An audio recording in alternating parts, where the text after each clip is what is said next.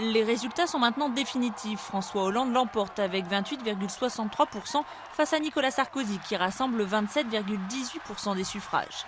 Une première dans l'histoire de la Ve République, le président sortant n'arrive pas en tête du premier tour. Alors, au lendemain du scrutin, les deux hommes sont repartis en campagne avec à leur côté leur état-major. À l'UMP, l'objectif est de marteler un message, ratisser large en direction des électeurs de Marine Le Pen, qui recueille un score historique de 17,90%.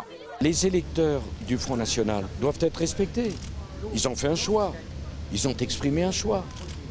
C'est un vote de souffrance, un vote de crise. Pourquoi les insulter ? À droite toutes, mais aussi au centre, car avec un score certes décevant de 9,13%, François Bayrou dispose d'une réserve de voix dont ne peut pas se passer Nicolas Sarkozy. Pour les analystes politiques, c'est donc à un exercice difficile que doit se livrer le président sortant.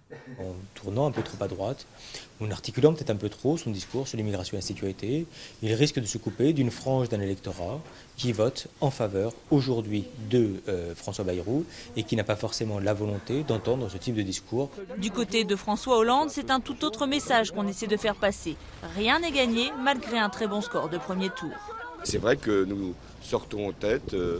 Nous avons un total de voix qui ont été rassemblées déjà par les candidats de gauche, d'autres qui vont s'ajouter. Voilà, nous sommes confiants, mais c'est aux Français de choisir leur destin. Même si les candidats de gauche ont appelé à battre Nicolas Sarkozy, ce ne sont pas les voix de Jean-Luc Mélenchon qui recueillent 11,10% des suffrages, d'Eva Joly avec ses 2,31% ou encore Philippe Poutou avec 1,15% des voix qui suffiront à François Hollande pour l'emporter au second tour. Du coup, l'état-major socialiste mise sur un vote anti-Sarkozy.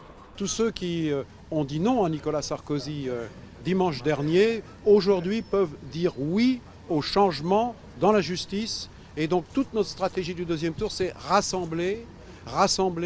En posture délicate, Nicolas Sarkozy veut miser sur le face-à-face télévisé pour faire la différence et propose 3 débats avec son rival. Une proposition qu'ont refusé les socialistes qu'il juge être un caprice du président sortant. L'UMP accuse le député corrézien de fuir la confrontation.